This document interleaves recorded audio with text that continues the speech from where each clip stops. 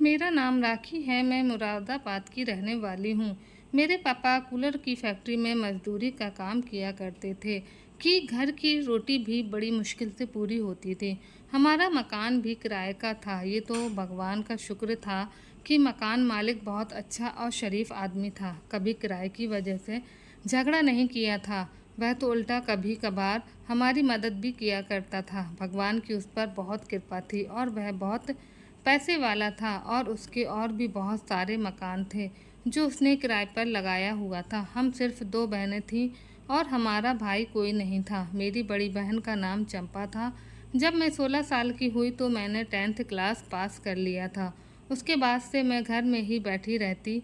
मेरी बहन चंपा की शादी बहुत पहले हो चुकी थी और हमारे घर से आधे घंटे की दूरी पर ही रहती थी। वह घर में अकेली होती थी। उसका पति पाइप फैक्ट्री में काम करता था। वह सुबह जाता और रात को ही घर आता था। मेरी बहन उसके साथ शादी बिल्कुल भी नहीं करना चाहती थी क्योंकि वह किसी और को पसंद करती थी। लेकिन उससे पहले कि वह बात बताती मेरे पापा और मम्मी को पता चल गया था। तब मम्मी और पापा ने मिलकर बहन को बहुत मारा। उसके बाद अपनी मर्जी के आदमी के साथ उसकी शादी करवा दी। ये भी ना सोचा कि वह उसको पसंद करती भी है या नहीं। शादी वाले दिन मेरी बहन चंपा आत्महत्या करने वाली थी। अचानक मैंने उसका हाथ रोक लिया और कहा कि आत्महत्या मत करो। आत्महत्या बुज़दिल लोग किया करते हैं। बहन रोकर चुप हो गई और फिर मैंने ये बात अपनी मम्मी को बता दी कि चंपा ने अपने पास जहर छुपाया हुआ है जो ये शादी की रात खाने वाली है। मम्मी ने फिर से उसको बुरा भला कहा। वह जहर भी उससे छीन लिया। मेरी बहन ऐसी हो गई थी जैसे अब उसकी जंग सारी दुनिया के साथ थी। अपने पति के सामने तो वह कुछ भी बोलती नहीं थी, उससे डरती बहुत थी। लेकिन हमारे साथ वह बात कर लिया करती थी, मगर अब हमेशा अजीब बातें करती रहती थी। हरदम जली कटी हुई बातें करती थी। मुझे तब बहुत खुशी हुई थी जब मेरी मम्मी और पापा मुझे कहते थे कि तुम कुछ दिनों के लिए बहन के घर चली जाओ। मैं अपने घर के माहौल से बहुत तंग थी। हमारे घर में कुछ भी नहीं था। बहन के साथ मेरा टाइम बहुत अच्छा गुजर जाता। जब उसका पहला बच्चा हुआ तो उसके बच्चे को संभालने वाला कोई नहीं था, इसलिए मैं 1 महीने के लिए उसके घर चली गई। मैं उसके बच्चे को संभाल लेती थी। मेरी बहन चंपा की हालत बहुत ज़्यादा बुरी थी।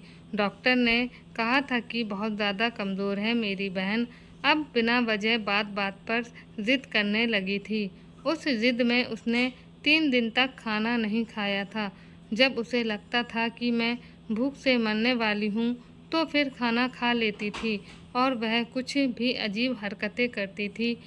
वह अपने पति का खुद ही नुकसान करती थी और फिर कहती थी कि मैंने तो ये नहीं किया, और उसके लिए वह कसम भी उठा लेती थी। उसे किसी बात का डर नहीं था। वह कहती थी कि जो मेरे साथ होना था वह तो हो चुका है, अब मुझे किसी बात का डर नहीं। जिस आदमी को मैं खोने से डरती थी वह मुझसे छीन लिया गया है, और वह जिससे मोहब्बत करती थी वह तो मेरे माँ बाप को भी यही कहती थी कि अब आप छोटी की भी शादी कर दें, उसको क्यों बिठाया हुआ है। मुझे तो 17 साल की उम्र में ही कुर्बान कर दिया था, उसको क्यों 18 साल तक बिठा रखा हुआ है।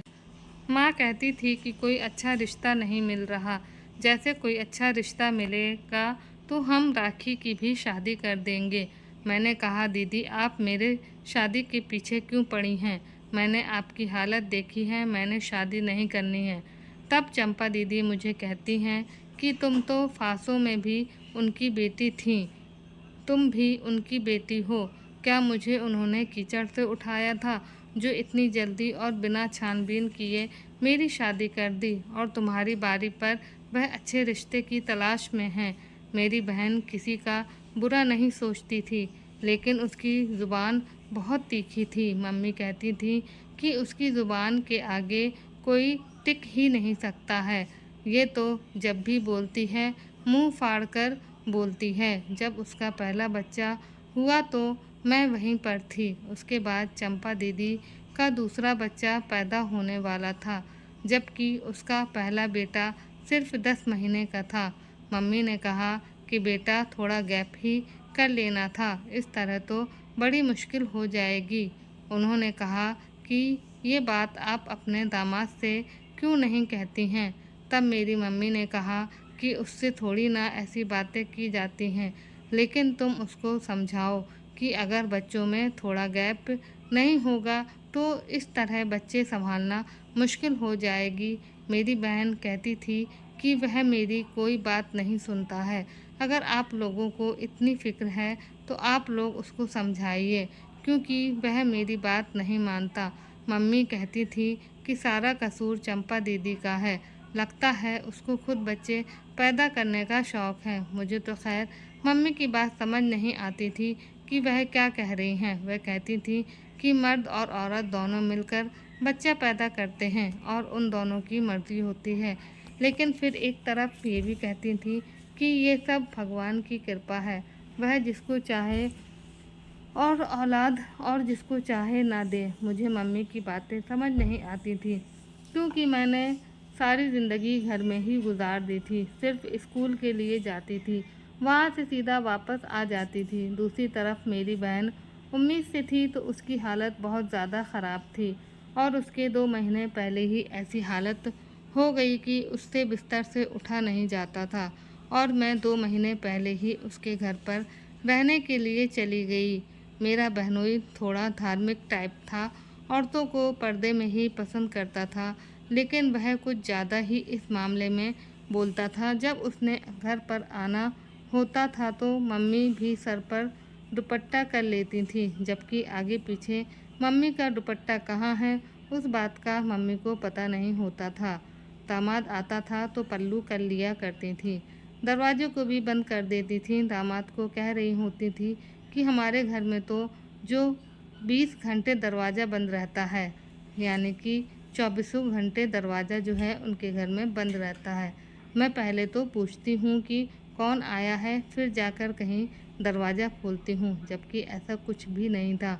हमारे घर में जो भी चाहे मुंह उठाकर आ जाता था। बल्कि मेरी मम्मी की तो एक ऐसी औरत के साथ भी दोस्ती थी जिसको पूरा मोहल्ला अच्छा नहीं समझता था, फिर भी उसके साथ मम्मी ने दोस्ती लगा रखी थी और पापा को भी इस बात पर ऐतराज़ था। लेकिन मम्मी कहती थी कि मेरी एक लौती दोस्त है, उसको तो छोड़ दो। और मम्मी अपने दामाद के सामने तो उस औरत का नाम ही नहीं लेती थी। एक दफ़ा ऐसा हुआ कि दामाद साहब बैठे थे तो वही औरत ऊपर से आ गई। मम्मी घबरा गई और उस औरत से कहा कि नहीं, हमारे घर में कुछ नहीं है, आज हमने खाने में कुछ नहीं बनाया, तुम किसी दूसरे घर से मांगो। वह भी हैरान रह गई और चुप होकर चली गई। बाद में मम्मी उस औरत से माफ़ी मांग लेती थी कि बेटी के ससुराल का मामला है ना, अब ऐसा तो करना पड़ता है, क्या करूं। वह औरत भी समझ गई कि बेटी के मामले में तो झूठ बोलना पड़ता है और रख रखाव भी रखने पड़ते हैं ताकि उसका घर बन जाए। मेरी बहन को महीना पहले ही दर्द शुरू हो गया। रात के वक्त एक कमरा मुझे उन लोगों ने दिया हुआ था जिसमें पहले वाले बेटे को संभाला करती थी, क्योंकि मेरी बहन से तो अब अपना आप संभालना मुश्किल था। मेरा बहनोई रात को मुझे और मम्मी को दूसरे कमरे में भेज देता। आधी रात को अचानक से मुझे चीखने चिल्लाने की आवाज़ें आने लगीं। पता चला कि दर्द शुरू हो गया है। तब मैंने मम्मी को भी बुलाया और वह उसे डॉक्टर के पास ले गई। इस दफ़ा मेरी बहन ने फिर से एक छोटा बेटा पैदा किया था, लेकिन मेरी बहन की हालत बहुत बुरी थी। डॉक्टर ने यहाँ तक भी कह दिया था कि बच्चे को बचाया जाए कि माँ को। तब सबने कहा कि माँ को बचाए, लेकिन फिर एंड टाइम पर कर्म हो गया और दोनों बच गए। भगवान की कृपा कि मेरी बहन बची थी। प्रार्थनाएं कर करके बुरा हाल हो गया था। मेरी बहन का हर बार ऑपरेशन से ही बच्चा होता था, कभी नॉर्मल डिलीवरी आज तक नहीं हुई थी। आज तो ऐसा लगता था कि डॉक्टर अभी कोई बुरी खबर सुना देंगे। हम सब खुद को तैयार किए बैठे थे, लेकिन सब कुछ ठीक हो गया। अब रात के वक्त दोनों बच्चे मेरे पास होते थे और बहन अपने कमरे में अपने पति के साथ होती थी। वह रात को देर से आता। मेरी बहन का सारा खूबसूरती ख़राब हो गया था। उसकी शक्ल देखकर ऐसा लगता था जैसे वह 40 साल की बुढ़िया है। उसकी उम्र सिर्फ 22 साल थी। बच्चे पैदा करने की वजह से ये सब हुआ था। या फिर टेंशन लेने की वजह से, हमें नहीं पता। मगर जब हम अकेले बैठे होते तो वह अपनी उसी आशिक के बारे में बातें करती रहती थी जिसका नाम कैलाश था। दीदी कहती थी कि वह मुझे बहुत मोहब्बत करता है। अभी भी अगर मैं उसके पास चली जाऊं तो वह मुझे कबूल कर लेगा। उसने अभी तक शादी नहीं की है। मैंने कहा, तुम्हें कैसे पता उसके बारे में? तुम उसकी खबर कैसे रखती हो? उसने कहा कि कैलाश ने मुझसे वादा किया था कि वह मेरे अलावा किसी से शादी नहीं करेगा। मैंने कहा कि अगर तुम्हारे पति को पता चल गया तो फिर क्या होगा? कहने लगी कि ज़्यादा से ज़्यादा क्या करेगा, मुझ पर हाथ उठाएगा, मार डालेगा, कोई परवाह नहीं है मुझे, ये तो पहले भी मारता रहता है। मैंने कहा कि जीजा तुम पर हाथ उठाते हैं क्या? अचानक मेरी बहन ने अपनी बात से मुकर गई और बोली कि बस मैंने गुस्से में कह दिया था। इतना तो मुझे भी पता था कि मेरे बहनोई मारते नहीं थे, क्योंकि औरत की बहुत इज्जत किया करते थे और औरत पर हाथ उठाना अच्छी बात नहीं समझते थे। औरत कमज़ोर होती है और कमज़ोर ऊपर हाथ उठाना बुज़दिली है। एक दिन रात हुई तो दोनों बच्चे मेरे पास थे।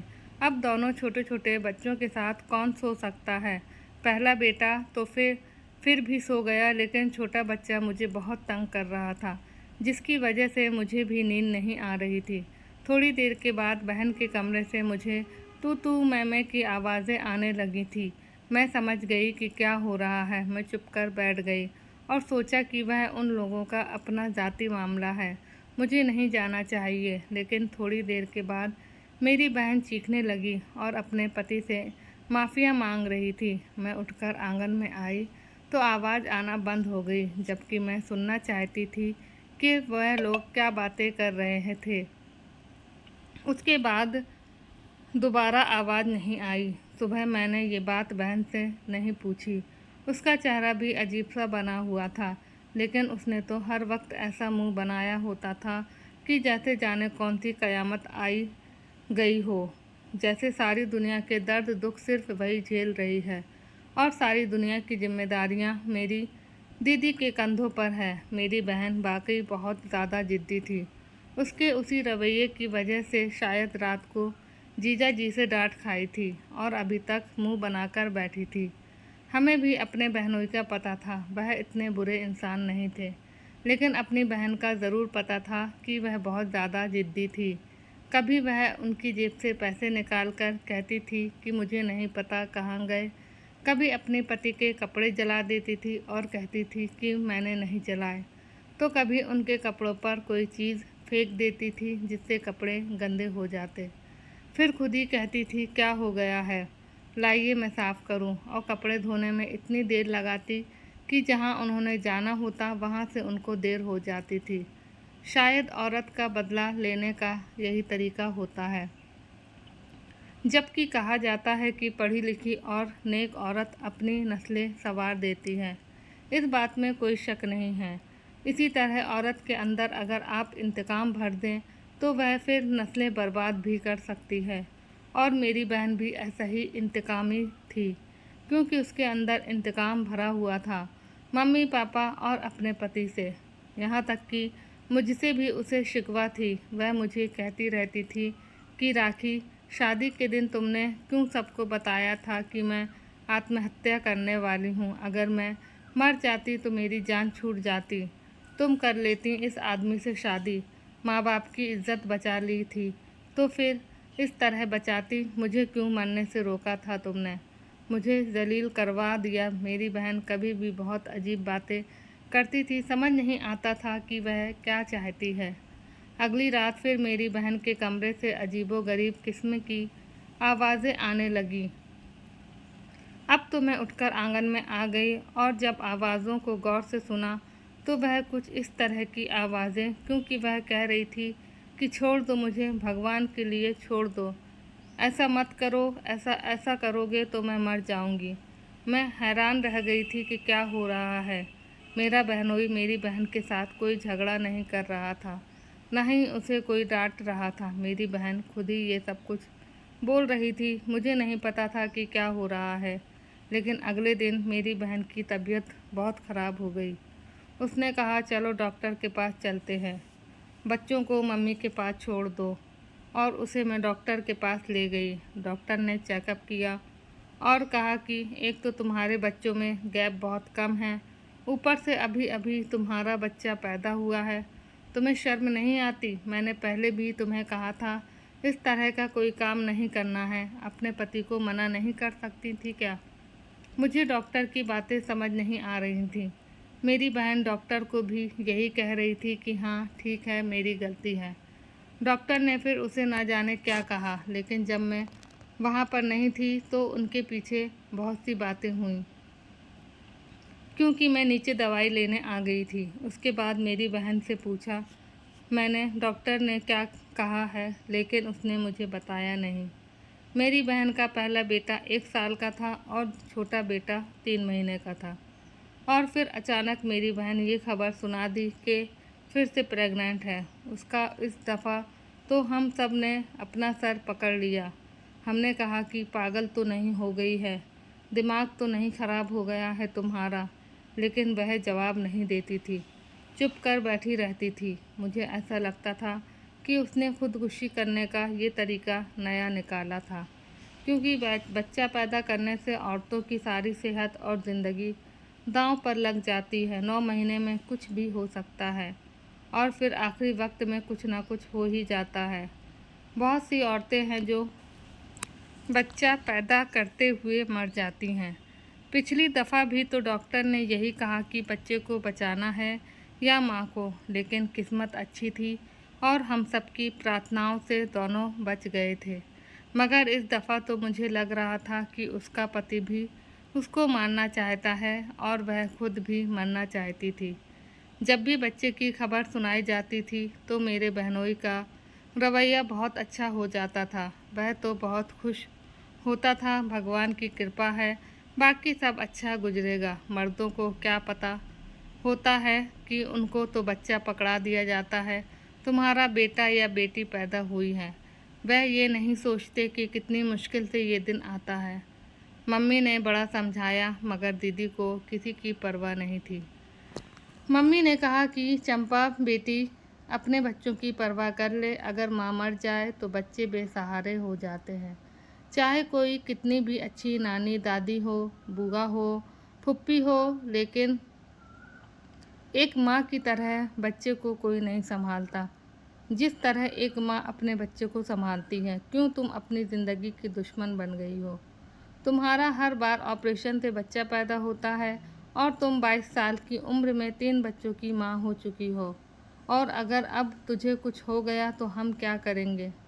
जब दीदी को डॉक्टर के पास ले गए, जिसके पास पहले भी ले जाते थे, तो उसने कैसे केस लेने से मना कर दिया। उसने कहा कि इस दफ़ा उसका केस नहीं लूँगी, क्योंकि ये मरने वाली है। उसकी हालत देखें, उसका खून सिर्फ 6 यूनिट है और ये चली बच्चा पैदा करने। जिसने भी उसके साथ ये सब कुछ किया है वह भी उसको जान से मारना चाहता है। मेरी बहन चुप बैठी थी, जैसे उसे किसी बात की परवाह नहीं थी। यहाँ तक कि डॉक्टर ने भी उसकी बेइज्जती कर दी, लेकिन उसने कोई जवाब नहीं दिया। हमने डॉक्टर से कहा कि अगर उस प्रेगनेंसी को ख़त्म किए कर दिया जाए, तो डॉक्टर ने कहा कि उसके लिए भी बहुत देर हो गई है, इस तरह तो ये पक्का मर जाएगी। डॉक्टर ने केस नहीं लिया, लेकिन उसने कहा कि आप जो होना था वह हो गया है, आप लोग सिर्फ प्रार्थना करें उसकी ज़िंदगी के लिए, उसकी ज़िंदगी बच जाए, वरना तो फिर उसको कोई भी नहीं बचा सकता। उसे किसी और डॉक्टर के पास ले जाएं। उस डॉक्टर ने कहा कि मुझे अपना रिकॉर्ड ख़राब नहीं करना, अगर मेरे हाथों में उसकी जान निकल गई तो मेरे लिए मुश्किल बन जाएगी, क्योंकि मुझे अपना करियर शुरू किए हुए कम ही दिन हुए हैं। मैं ऐसा कोई भी केस नहीं लेना चाहती जिससे मरीज खुद अपनी ज़िंदगी के दुश्मन बने फिरते हैं। डॉक्टर की बात बिल्कुल ठीक थी, मरते तो सब अपने टाइम पर ही हैं, जिसका टाइम पूरा हो जाता है वही मरता है। लेकिन डॉक्टर के ऊपर ये धब्बा लग जाता है कि उसके हाथों में इतनी औरतें मरी, फिर उसके बाद उसके मरीज कम होना शुरू हो जाते हैं। इसलिए हम किसी और डॉक्टर के पास चले गए और उसको ये नहीं बताया कि उससे पहले भी 2 बच्चे हैं। तब जाकर उसने उस केस को लिया, लेकिन उसका कहना था कि माँ की हालत बहुत बुरी है।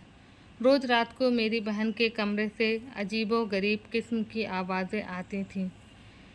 मेरी बहन अपने पति से माफ़ी मांगती थी। मुझे लगता था कि जो कुछ भी हो रहा है उसका ताल्लुक उसी सब से है और मुझे अपनी बहन को बचाना था, जैसे मैंने पहले बचाया था। मुझे ये बात सबको बता दी देनी चाहिए थी, लेकिन अगर ऐसे में ये बात बताती तो कोई यकीन नहीं करता। उस वक्त मेरे पास कोई सबूत नहीं था। मुझे कोई सबूत चाहिए था, क्योंकि या तो मेरी बहन अपने साथ कुछ गलत कर रही थी या फिर उसके साथ कुछ गलत हो रहा था, क्योंकि उसकी जान पर बन गई थी। और असलियत जानने के लिए मुझे किसी तरह उनके कमरे में झांक कर देखना था कि रात को क्या होता है, और सबूत के लिए मैं उनकी आवाज़ रिकॉर्ड कर लेती। और आवाज़ को रिकॉर्ड करना मेरे लिए ये मुश्किल नहीं था, लेकिन खाली आवाज़ों के सबूत से काम नहीं होने वाला था। रात को जब मेरी बहन को वह पिटाई कर रहा था या जो भी कुछ कर रहा था, मैंने रिकॉर्ड कर लिया। आवाज़ तो मैंने पास रिकॉर्ड हो गई थी। अब दूसरा काम था कमरे के अंदर झांकना, और मैंने उनके कमरे की खिड़की पहले ही खोल दी थी। खिड़की को सिर्फ अंदर से ही खोली जा सकता था, और सफाई करने के बहाने से मैंने खिड़की खोल दिया था। अब मैं बाहर से उसे पकड़कर आराम से खोल सकती थी, और जिससे आवाज़ भी न आती। बच्चे भी दोनों सो रहे थे, लेकिन मुझे बहुत ज़्यादा डर लग रहा था। और फिर जब मैंने अंदर झांक कर देखा तो मेरे कदमों तले से ज़मीन निकल गई। मेरी इतनी बहादुर बहन, जो सारे ज़माने के खिलाफ खड़ी थी और किसी से डरती नहीं थी, उस आदमी से क्यों डरती थी? आज मुझे समझ आ गया था कि वह इंसान नहीं, जानवर था। वह तो मेरी बहन पर बहुत बड़ा जुल्म कर रहा था। मुझे इतना बुरा महसूस हुआ कि मैं वहीं पर बेहोश हो गई। सुबह आँख खुली तो मम्मी पापा सबको इकट्ठा किया, और वीडियो भी मैंने थोड़ी सी बना ली थी, लेकिन वीडियो किसी को दिखाने के काबिल नहीं थी। मम्मी को वीडियो दिखाई तो वह भी हैरान रह गई, और बहन पर गुस्सा होने लगी कि उसने पहले बताया क्यों नहीं। और उसका पति, जो बड़ी धार्मिक बना फिरता है, ये तो इंसान कहलाने के लायक भी नहीं था। मेरा बहनोई मेरी बहन के साथ ऐसा सलूक करता था जैसे वह उसकी बीवी नहीं, बल्कि खरीदी हुई कोई औरत है। जानबूझकर उससे बच्चे पैदा करवाता था। कहता था कि मुझे तुमसे 7 बेटे चाहिए, मैं ख़ानदान में अपना नाम पैदा करना चाहता हूँ। ये भी कहता था कि अगर बच्चे को मारने के लिए कोई गोली खाई या कुछ किया तो तेरे दोनों बच्चों को खुद मार दूँगा और तुझे भी मार दूँगा। मेरी बहन बच्चों की खातिर ये सब कुछ बर्दाश्त करती रहती थी। उसने मम्मी को सब कुछ बता दिया। उन्होंने कहा कि अब तो पानी सर के ऊपर जा चुका है। दीदी ने सब कुछ बता दिया। हमारी बेटी कोई जानवर नहीं है जो हमने उसके हवाले कर दी और ये उसके साथ कुछ भी सलूक करे। हमने अपनी बहन को बहाने से घर बुलाया और उसके बाद उसे वापस भेजने से मना कर दिया, और हमने उसे तलाक का पेपर भेज दिया। मेरी बहन ने जाकर अदालत में कह दिया कि मैंने उस आदमी के साथ नहीं रहना है। अब तो कोई कुछ भी नहीं कर सकता था। अदालत का फैसला मेरी बहन के हक में हो गया था। मेरा बहनोई गुस्से से पागल हो रहा था। तभी उसने तो अदालत में ही हंगामा शुरू कर दी, और जज साहब ने उसे उसी वक्त 3 साल की सज़ा दे दी। जब मेरी बहन का तीसरी दफ़ा ऑपरेशन हुआ तो उसकी जान तो बच गई, लेकिन डॉक्टर उसके बच्चे को नहीं बचा सकते थे। वह वक्त हमारे लिए बहुत मुश्किल था। इसी तरह रोते रोते हमारे 2 साल गुजर गए। हम लोगों ने वह मोहल्ला भी छोड़ दिया। अब हम नहीं चाहते थे कि कोई मेरी दीदी की बदनामी हो।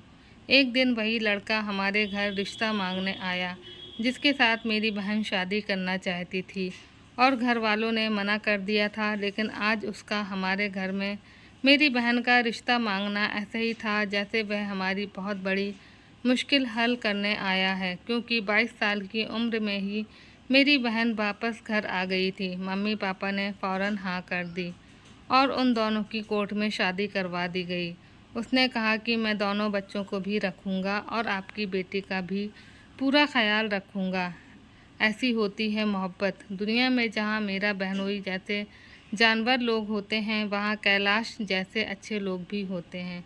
लेकिन हर माँ बाप को चाहिए कि बेटी की शादी करते वक्त ये देखें कि इंसान कैसा है, ये मत देखें कि उसके पास पैसे हैं या नहीं, क्योंकि पैसा तो आने जाने वाली चीज़ है, लेकिन अच्छे इंसान से भरी हुई कोई चीज़ नहीं होती। आज मेरी बहन अपने घर में खुश है और मेरी शादी भी हो गई है। मेरे माँ बाप बूढ़े हो गए हैं, मगर अब हमारी ज़िंदगी में सुकून ही सुकून है और मेरे यहाँ भी 2 बच्चे हो गए हैं और मेरा पति भी बहुत अच्छा और नेक है और मेरे माँ बाप ने मेरे पसंद का पति ढूंढा, जिससे मैंने कहा उसी से ही शादी कर दी। अच्छे इंसान की ज़रूरत होती है, पैसों की नहीं। ये थी मेरी इमोशनल कहानी। आप सबको पसंद आई हो तो वीडियो को लाइक कीजिएगा, शेयर कीजिएगा। चैनल पर नए हैं तो चैनल को सब्सक्राइब ज़रूर कीजिएगा।